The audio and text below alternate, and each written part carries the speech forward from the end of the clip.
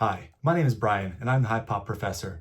Today I'm really excited to share with you a special run that I put together of Greg Maddux cards that are exclusively Dufex technology from the 90s. So Dufex was a really great technology that existed from 1993, invented by Pinnacle, and it debuted in a set called the Cooperstown set. And so from that point onward, specifically in 93 Score Select and other Pinnacle products onward until 98, the Pinnacle Bankruptcy, Pinnacle made sure to incorporate this kind of technology into almost all of the sets that they made, or a good number of them anyway.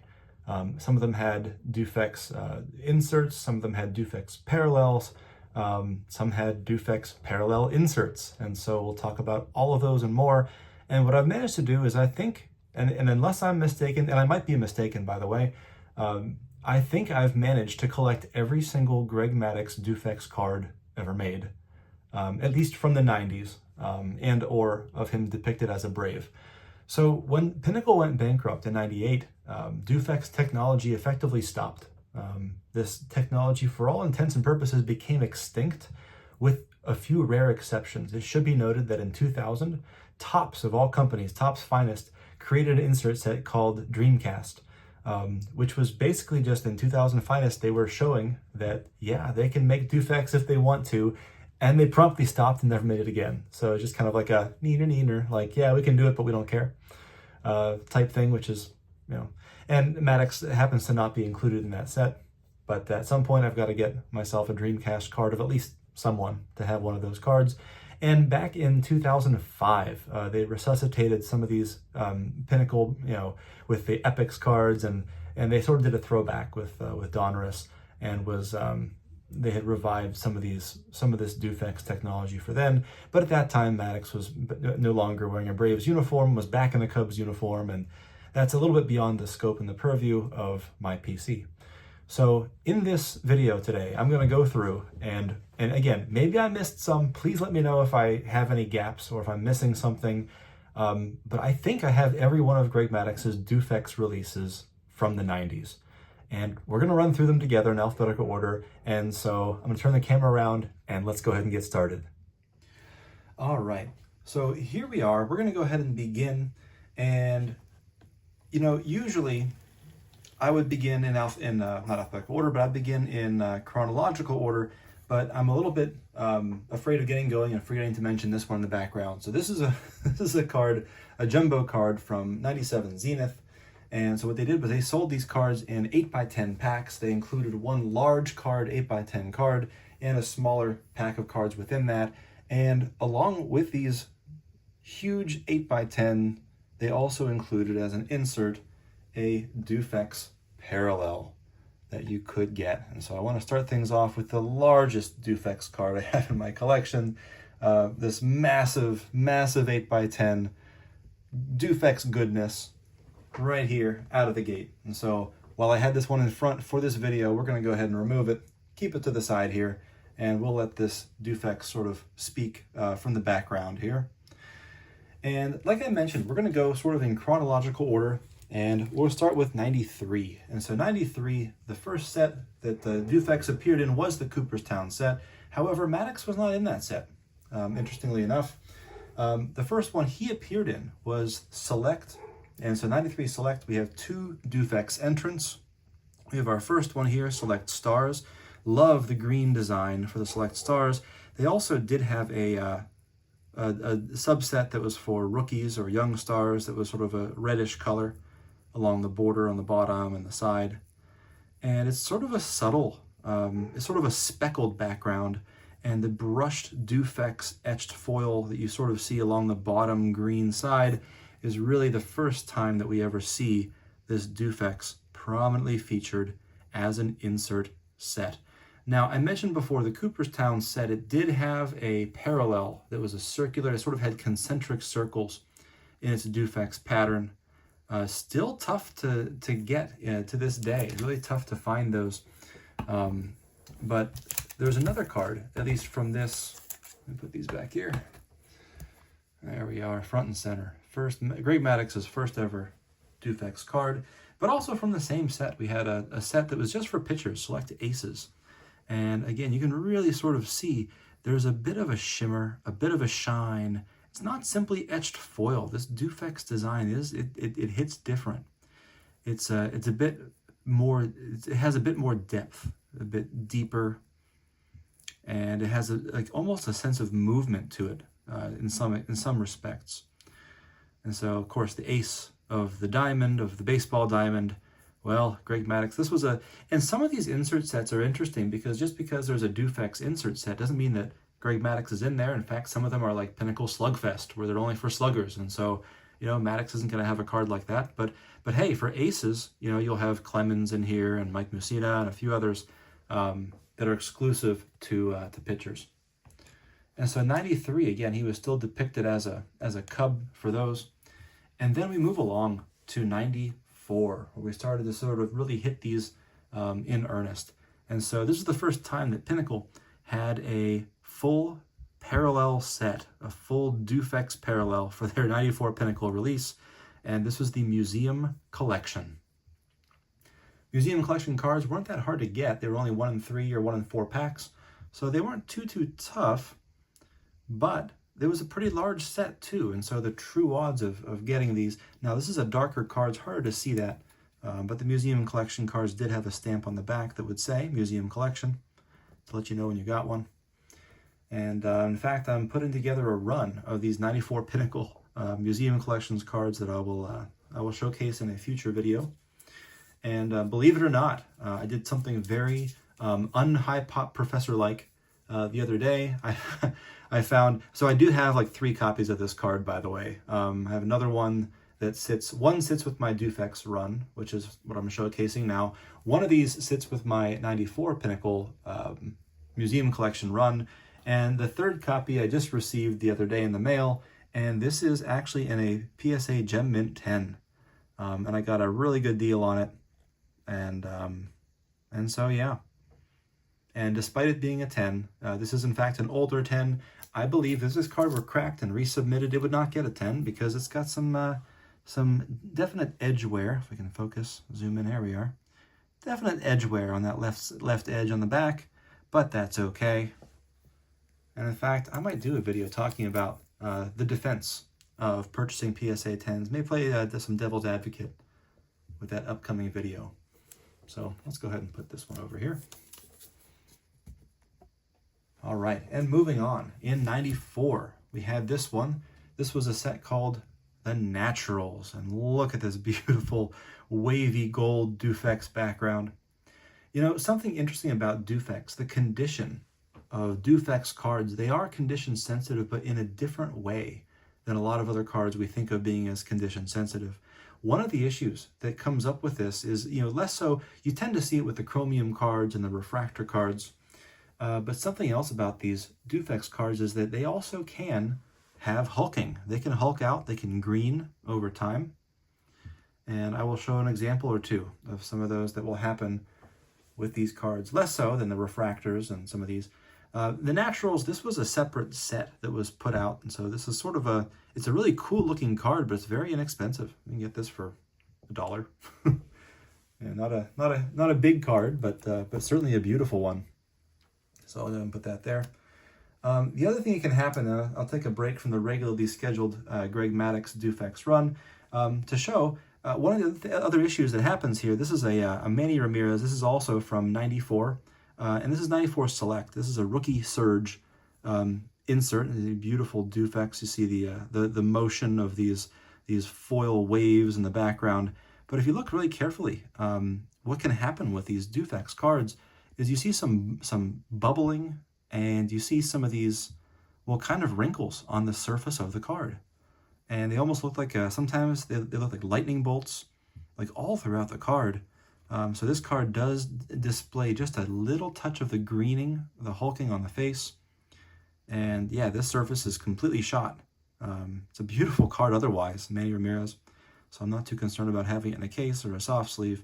But I just wanted to showcase that. Once I actually got a Griffey White Hot that had some of that on there. And the extent that it was on there was not disclosed. So had to return that. But sometimes these cards do have condition challenges that are sort of unique to Dufex. All right, so that's 94. Let's take a look at 95, Pinnacle. We have the museum collection for 95. And again, sometimes we see some of the streakiness that comes in with a little bit of that greening, a little bit of that hulking. And so that's just an issue that happens with some of these cards. Let's take a look. We've got the museum collection insignia, a little emblem on the back there for this 95 Pinnacle. All right, now 95, Pinnacle did have a couple of beautiful inserts that it would use in their various sets. And so the one that I'd like to talk about first is the Team Pinnacle. Now, Team Pinnacle, they had this for the last couple of years, but it was the first year they incorporated Dufex. And so here's a beautiful Mike Mussina on one side, and of course Greg Maddux on the other. Now, what's fascinating about this is that only one side of this insert was Dufex. In this particular version, we have the Dufex is on the Mussina side, but because I'm a Maddux guy, I went ahead and have, of course, the Maddux Dufex side and the Mussina that is the regular foil. And so they had both versions, and so of course I would like both versions. And when I display this on my top loader binder, I do have the Mussina with the Dufex face out, so I can see that. Yes, the Maddux is on the back too. I could have it like this, but for me, the Dufex side trumps the fact that it's Maddux, and so I do like to showcase that when I can. All right, and let's see here. Where did that other? Here we are. So 95, still marching along with 95, and just got some really banger inserts here. Some of my very favorites are from 95. In 95 Pinnacle Zenith, we have this one called Z-Team. It was the rarest of the inserts in Zenith that year. I believe it was 172 packs, something like that. Really, really rare. And so this card is just wild. This is in a PSA assigned 9. Beautiful mint 9. It's got the foil on the back. And like I said, for most Dufex cards, surprisingly on the front of the cards, the corners and edges are usually quite good.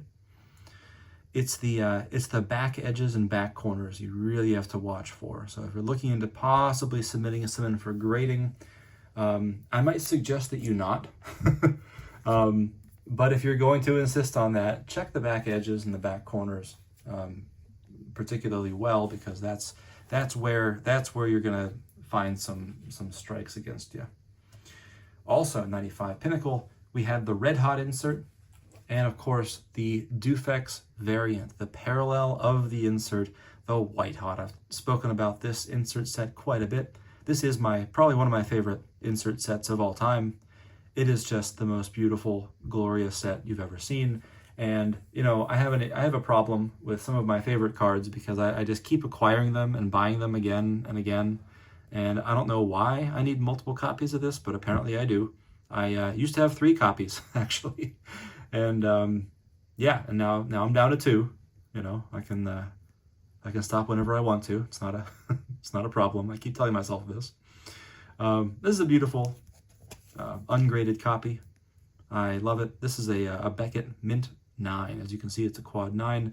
I have shown this card many times before on my channel. I'll probably show it many more times because it's just that cool. It's such a great card. And I love it. So we're gonna demote Mr. Mussina, and we'll go ahead and put him in here. All right, so a lot of great Dufex options for 95, and they are showcased right here.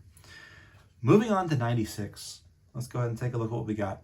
So 96, they changed things a little bit. Instead of calling these museum collections, they did the same full set parallel, but they called it Starburst. Oh, excuse me, it wasn't a full set parallel. It's a partial parallel. So one of the changes they made was they rebranded these Starburst instead of museum collection. They would bring back museum collection later. And so what they did was, instead of the full set getting this treatment, they actually did, at least for Series 1, they did cards 1 to 100. And then Series 2, I believe they did 101 to 200. And so here's the Starburst insignia on the back. And again, this is not 100 made. This is not like a print run of 100. This is just the 100 of this Starburst set that they have here.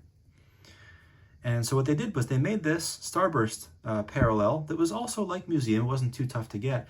But then they did something interesting. Instead of the artist proof being a little gold stamp, they did something called the Starburst artist proof that looks very similar, but you can see in the background, you see all these little artist proof flying diagonally in the background, and it stays in the background. It doesn't cover up the image of the player at all, but this one's way tougher to get. This is like a 1 per box insert, whereas this might be 1 in every, I don't know, 6 packs or something. So these are way, way, way tougher to get. So, but again, it still does on the back. It doesn't actually say on the back that it's an artist proof anywhere. It still has the Starburst insignia, and the numbering is still the same. So from the back, you wouldn't be able to tell. You just have to really look out in the background for those artist proofs flying around. So it's tricky. It's tricky. You got to know what you're looking for sometimes with these 90s cards. So we'll go ahead and put the Starburst artist proof over here. We'll go ahead and take down this beautiful Z Team and put this one on this side. And so that was the that was the regular cards from 96 Pinnacle. And of course, there was also a subset called Hardball Heroes, where they have this beautiful concentric circle design emanating from the middle of the circle and the H where the Hardball Heroes are. And this kind of concentric circle Dufex design, very, very similar to where we first saw them in the Cooperstown cards, the Cooperstown collection, or Cooperstown set from 93. And because, again, this is 96 Pinnacle, we also have, of course, the Starburst artist proof of this subset. Funny enough, this was actually the last card I obtained on this run. I was very stubborn. This card had been sitting on eBay for quite some time, and it was just way too high of a price. And I'd been looking for it and staring at it for a better part of a year, and finally put an offer in. Actually put an offer in a while ago that was rejected. It was too low. I just bit the bullet and put an offer in that was a bit higher. And this is an SGC assigned 9. And there's not really a reason why this has to be in a slab. I've considered cracking it out of the slab. I don't really need it to be in there, but yeah, okay, why not? So this was an insert. As you can see, this was from Series 2, which is why it says 154 of 200. The Series 2, again, went from 201 to 200. But on the back, you wouldn't know that one of these is the artist proof variant of the Starburst. So we'll go ahead and replace these just like so. All right, 96, we also had Team Pinnacle with Dufex on one side. Here's Randy Johnson, the 95 Cy Young Award winner. With the back, the other 95 Cy Young Award winner, Greg Maddux. Now, unlike the previous year, in 95, though, they did not make the Dufex variant on both sides. So every version of this Team Pinnacle side does have Randy Johnson as the Dufex side and Maddux as the regular foil side. So I don't know why they chose the way they did. I can't remember if they made the American League player always the Dufex side or what. Not really sure the reasoning behind how they did that or why they chose the way they did, but okay, that's fine. And moving on, our next one we have here is another one from Zenith. Instead of 95, it's 96 Zenith, and this is Mosaics with Ryan Klesko, Chipper Jones, and Greg Maddux, most prominently featured right in the middle, featuring those 95 world champion Atlanta Braves, with maybe the best pitching rotation in, well, almost in history, really, with Glavine and Smoltz and Avery, and they had Denny Nagel and Millwood later in the 90s. John Rocker. Still staying in 96, we had Select En Fuego. Love this En Fuego one. And this might be an example of a card that has some of that more of that hulking right around the face area. You can really see that he's starting to turn a little green. I at some point may look for an upgrade to this one. Might look for one that's a little bit less, I don't know, a little less Chernobyl parallel, something like that. But I do love that set in Fuego. It's really, really great. Let me show the back of that one real quick here. Don't do that yet. There we are. Okay, and then marching up to 97. So 97 Pinnacle. And 97 Pinnacle, it's interesting. This is actually, it looks like it's a subset, but this is actually his base card design. Looks like a, this clout. Not everyone had this sort of clout card, but this was the one and only, one that he had. This was the museum collection. They went back to calling it the museum collection after their departure and calling it Starburst and Starburst Artist Proof. Back to museum collection in 97. But it's a beautiful card. I really do love it. And what's really cool about this is that, they switched the Dufex design on this card to these sort of horizontal lines. And then what they did this year for the artist proof is absolutely bonkers. And so here's the artist proof parallel, again, much tougher to get. And here, at least on the front, so in the background, instead of all those little artist proofs flying in the background, they have it much more subtly at the bottom here, artist proof, although it's really kind of tiny and hard to read.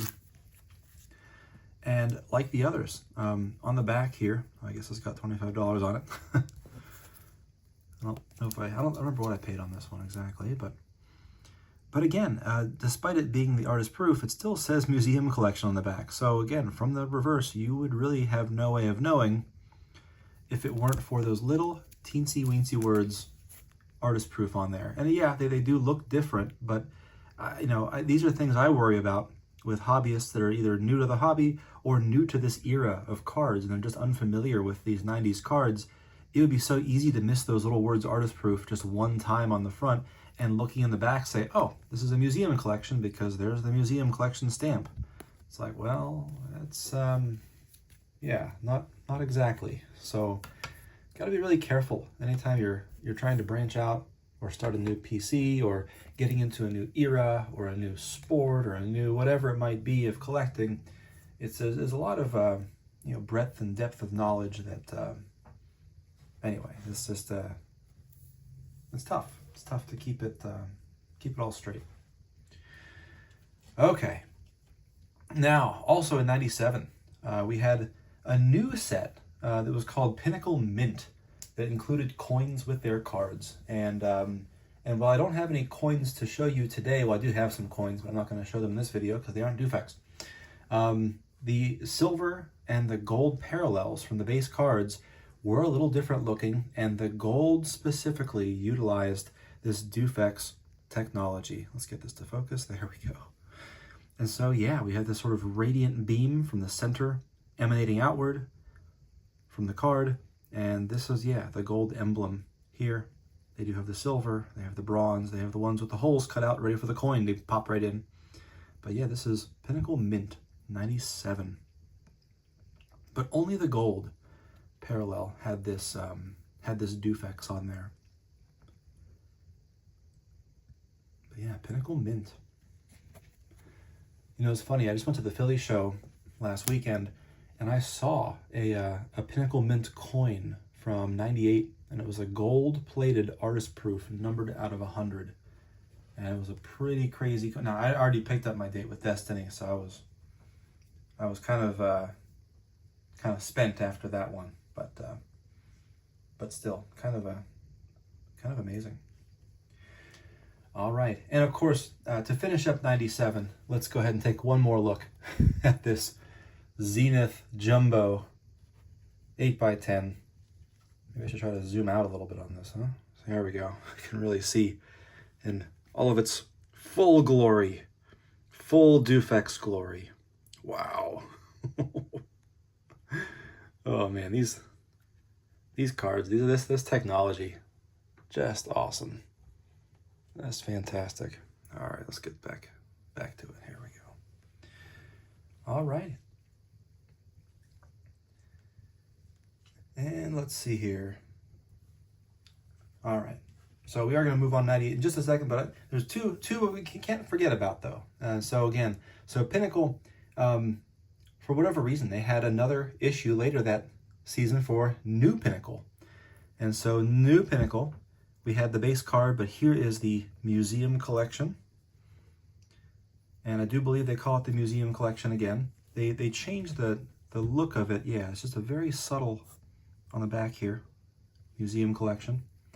And I absolutely adore this radiating beam from the name, this beautiful gold Dufex. It's just so gorgeous. But then they managed to somehow, in my eyes, they managed to somehow top this for the artist proof. And the artist proof, they fixed the problem from the previous year where it was very subtle and you couldn't really tell what this was. But I just recently picked up as one of my final cards for this run, the artist proof for this New Pinnacle. And they had 3 colors. They had the red, the blue, and the green. And they were sort of in ascending difficulty, or I think they were actually tier of player as well. The greens were the most exclusive for the highest tier of player.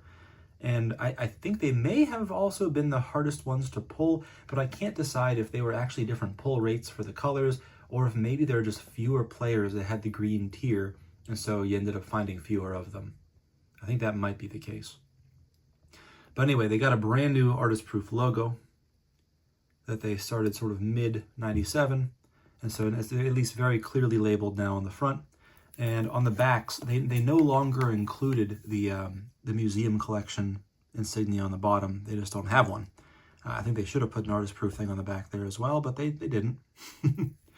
But really happy with this. This one I had been looking for quite some time, and it had been on my radar. I think it's one of the most beautiful Dufex cards from the night. Really both of these. I mean, they're just so gorgeous. These are just 2 of my favorite designs in my entire collection. So let's go ahead and replace these 97s with the 97 New Pinnacles here and here. And so this brings our run to a close with 98. And so 98 similarly had a 98 Pinnacle. We've got this really cool silver etched Dufex from 98 Pinnacle. And of course, this beautiful circular artist proof design for the artist proof parallel. Absolutely love these cards. They are just astoundingly beautiful. Great cards. Let's look at the backs real quick. And again, you see the Museum Collection logo here. And for the artist proof, not so much. But here we are. This is it. And so thank you for joining me for this delightfully shiny Dufex journey. Thanks for watching, and come back and see me in the next video.